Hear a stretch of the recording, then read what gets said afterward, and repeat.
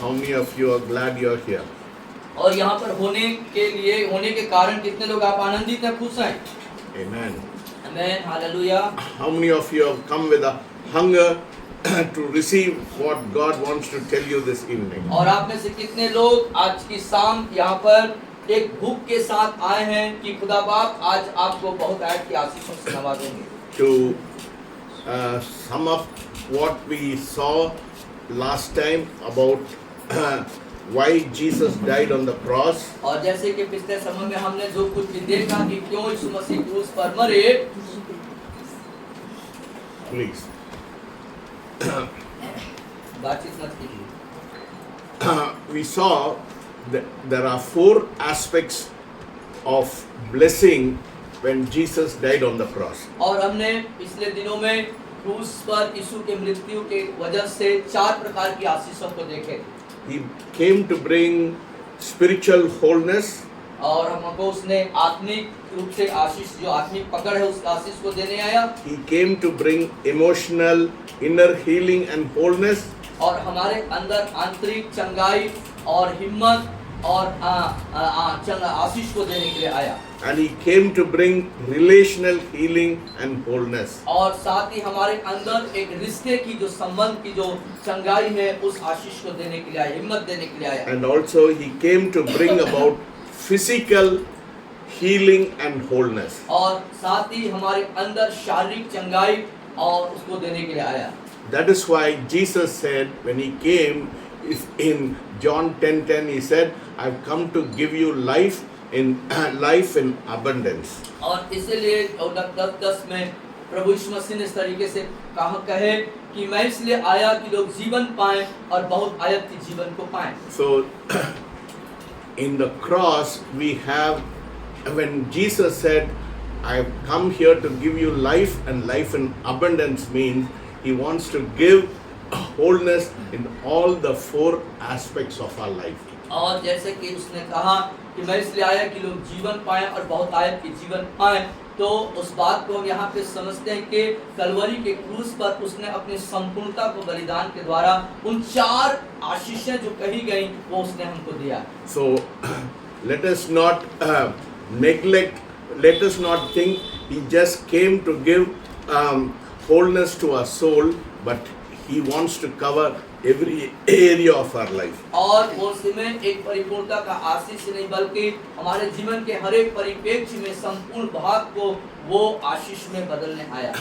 And last time I said Jesus drank 4 cups during the last supper before he went to the cross. और पिछले बार मैंने इस बात को बताया था, क्रूस पर जाने से पहले जब उसने अंतिम भोज और ब्यारी जब प्रभु यीशु मसीह ने लिए तो उसने 4 तरह के प्याले उसने किया था। And those are the 4 aspects which we saw right now. और वो 4 प्याले की जो आशीष है उसको अभी हम देखेंगे। So today we are going to see तो आज हम देखने जा रहे हैं how is the cross and the last supper connected. और अंतिम भोज के साथ क्रूस का कैसा संबंध है उसको हम देखेंगे। How is the Passover कैसे वो फसा point to Jesus' death on the cross. क्रूस पर यीशु के मृत्यु के साथ कैसे उसको लक्ष्य रखता है, बिंदु बनाता है। वो पस्का ना? या फसा। Okay. फसा का जो पर्व मनाया गया यीशु के द्वारा उसके क्रूस के साथ के संबंध उसको हम देखेंगे। In order to understand the crucifixion of Jesus on the cross, और क्रूस पर यीशु मसीह के क्रूसीकरण होने की बात को समझने के लिए we have to understand the meaning of the Passover. हमें जो है फसह के पर्व की महत्वता को या उसके अर्थ को समझना जरूरी है। And what it signifies to us. और ये हमारे लिए क्या महत्व रखता है? In order to understand the redemption, और उस छुटकारे को समझने के लिए we should trace it to the freedom of Israel from slavery. और वो जो है इस्राएलियों का उस दासत्व से छुटकारे को दिखाता है। Because what the Israeli had was the shadow and we have the substance. और जो कुछ इस्राएलियों के साथ हुआ वो एक परछाई है और वही बात हमारे लिए हकीकत ठहरती है। They killed a blemishless lamb and they sprinkled the blood on the lintels to protect them from death angel and to get freedom from slavery. और उन्होंने एक दोष रहित मेमने को वध करके बलिदान करके उसके लहू को अपने घरों के आलंगों में लगाया ताकि वो उस दास्ता से और जो है और उस मृत्यु से जो उनके घरों में जो संतान या जो घरारा था उस मृत्यु से बचने के लिए उन चीजों को उन्होंने किया। It was a prophecy which was foretold when people of Israel came out of freedom to signify that Jesus was the Passover lamb. और ये पहले से कहा गया एक भविष्यवाणी है कि इस्राएल से गुलामी की दास्ता से निकल जाना और उस बात को नए नियम में प्रभु यीशु मसीह के उस क्रूस के ऊपर उसको निर्धारित करता So है। how do we know about it? तो हम कैसे उसको जानेंगे, इसके बारे में कैसे जानेंगे? So let us turn to 1 Corinthians chapter 5 आइए इसीलिए हम पहले कुरिन्थियों की पत्री उसके 5वें अध्याय पर आएंगे and verses 7. और उसके 7वें आयत पे हम देखेंगे।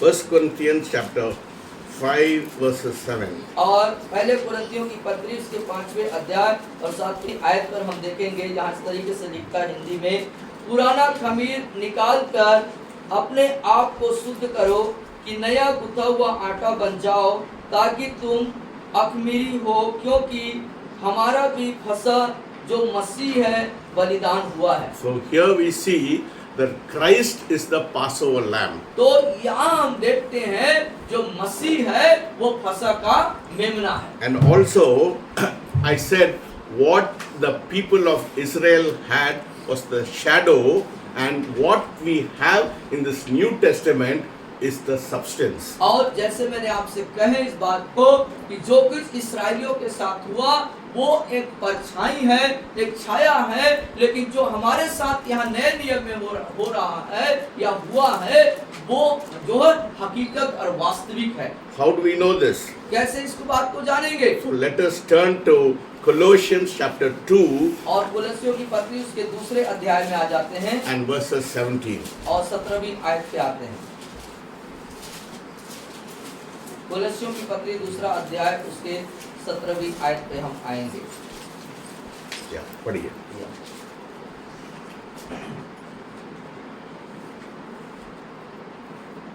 हाँ, क्योंकि ये सब आने वाली बातों की छाया है पर मूल वस्तुएं मसीह की हैं। मूल वस्तु क्या है? मूल वस्तु जो हकीकत फिर से है, पढ़िए, जो फिर- सही है। फिर से अब पढ़िए। फिर से मैं पढ़ता हूँ आपके लिए, क्योंकि ये सब आने वाली बातों की छाया क्या है। आने वाला बात है? वो उन लोग फंसा जो कर बीत बनाए ना, चुका। मेमने किया ना, वो आने वाला बात ये क्या है? ये यीशु मसीह का, हाँ, मसीह। यीशु मसीह मूल वस्तु है, मसीह जो है। So what they had the shadow when they sprinkled the blood of the lamb was the shadow, and what we now see is Jesus Christ the substance. और हम देख पाते हैं पुराने समय में इस्राएलियों के समय में जो लहू छिड़का गया वो एक छाया है, परंतु वर्तमान में जो हम देखते हैं वो मूल बात है। So the old covenant had the shadow, तो पुराना जो वाचा है, पुराना जो नियम है वो एक छाया है, and in the new covenant लेकिन नए वाचा के अंदर where we are under the new covenant, और हम- we have the substance. और हम सब जो है नए नए आज्ञा नए वाचा के अंदर है, जो मूल है, हकीकत है। They got physical freedom. They they were brought out of slavery into freedom. और वे लोग जो हैं शारीरिक छुटकारा को पाए, गुलामी से स्वतंत्रता को पाया शारीरिक रीति से। We get spiritual freedom from when Jesus died on the cross. We have a spiritual freedom. They had a physical. They were free from the slavery from Egypt.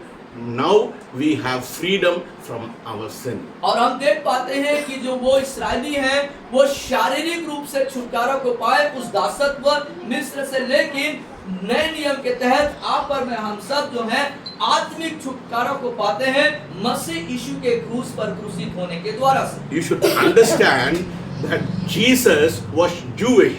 और इस बात को हमको बेहतर समझना चाहिए कि प्रभु यीशु मसीह एक यहूदी थे।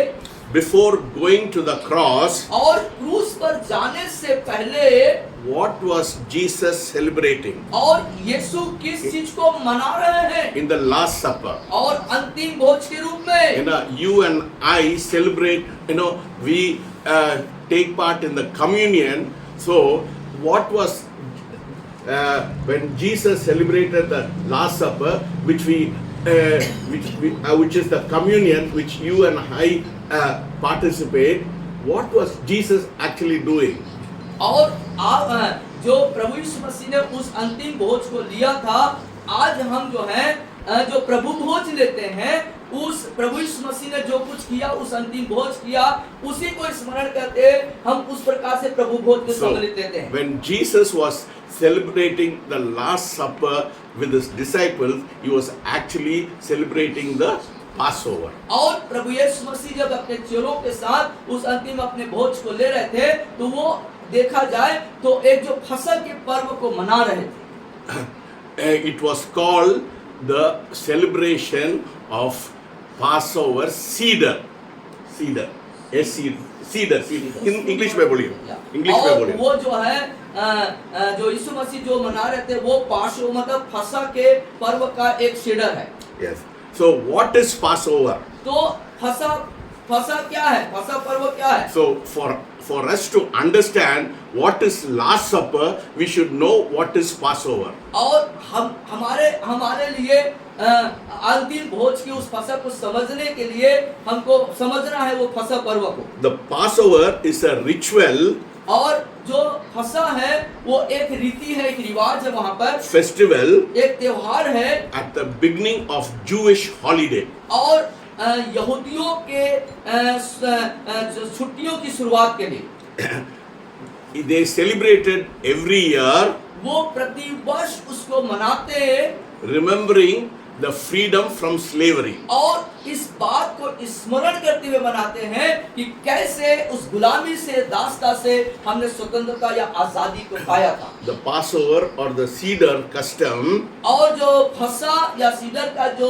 कस्टम हो, जो नियम है, it includes ये जोड़ता है इन बातों को, telling इस बात को कहते हुए and discussing the story where God delivered them from slavery, from bondage to freedom. उस गुलामी, उस दास्ता से कैसे परमेश्वर ने उनको आजाद किया, उन बातों को आपस में चर्चा करते हुए उसको मनाते हैं। And also drinking 4 cups of wine. और चार प्रकार के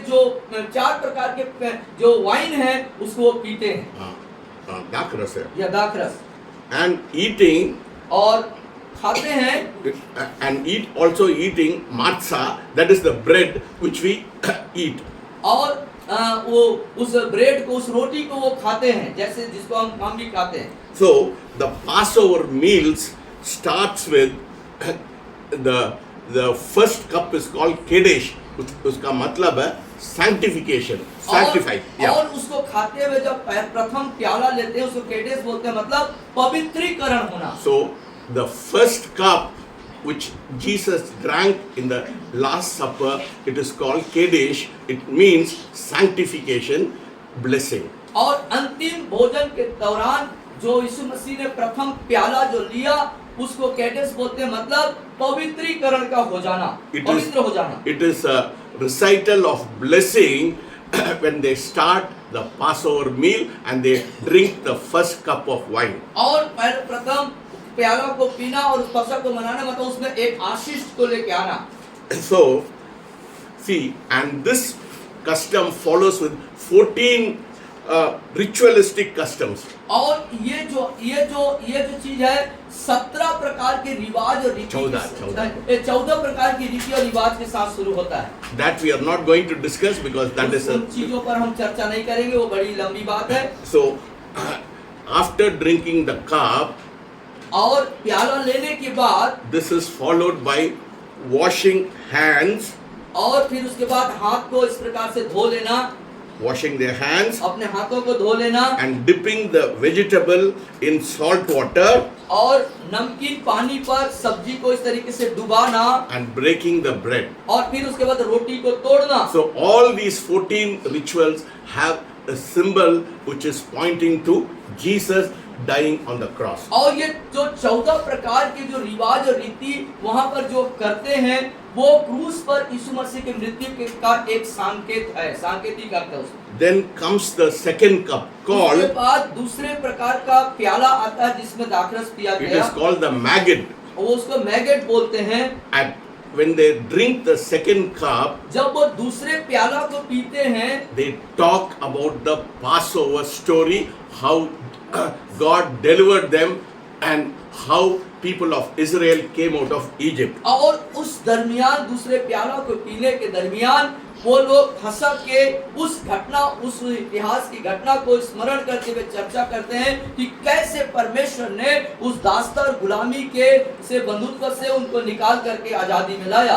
After the second cup, और दूसरे प्याला पीने के बाद, after telling the story, इस कहानी इसको बताने के बाद, what did Jesus do? He blessed the bread. So they blessed the bread. और क्या यीशु ने क्या किया?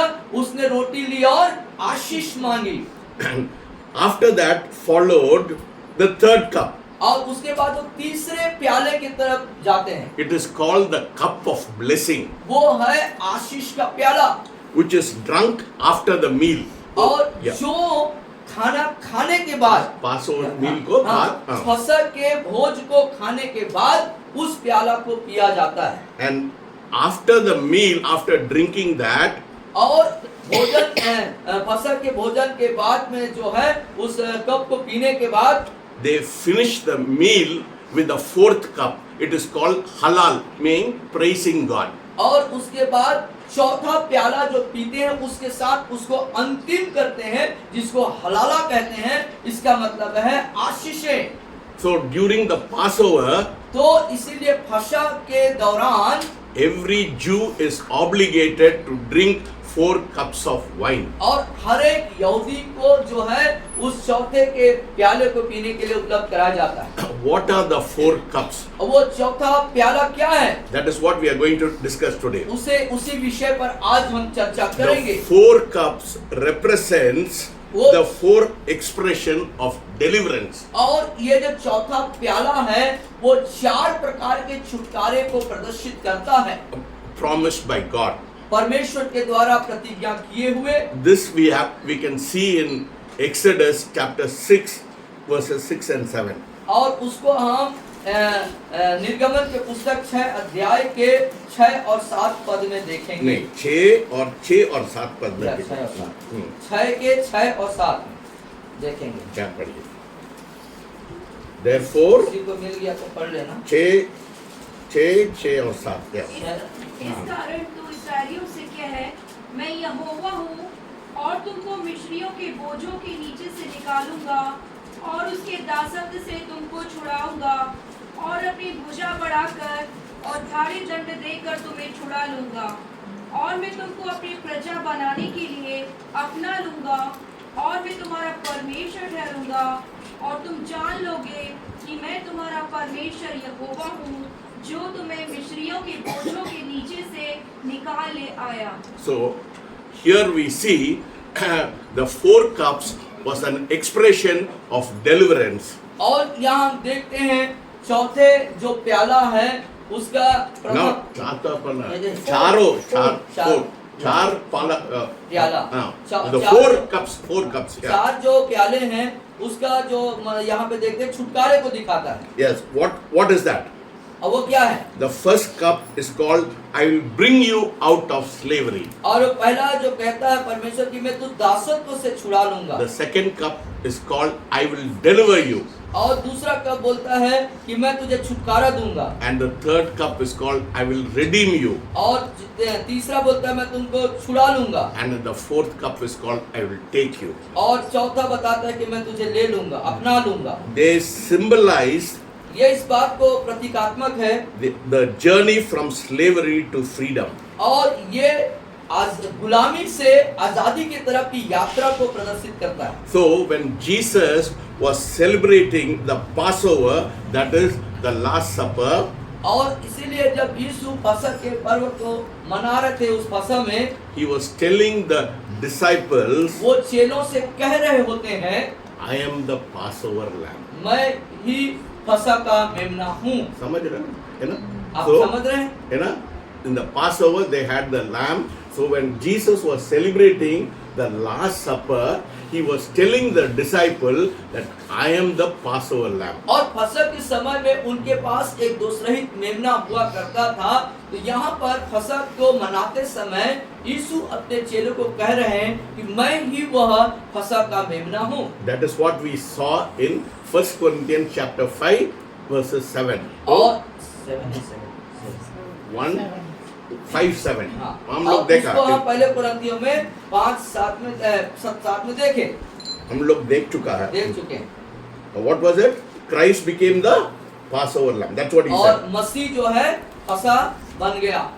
So what was they celebrate? What they were celebrating was the shadow, और जो कुछ वो मना रहे थे वो एक छाया थी, and Jesus was telling, I am the substance. और यीशु जो है मनाते हुए कह रहे हैं मैं ही वो मूल हूँ।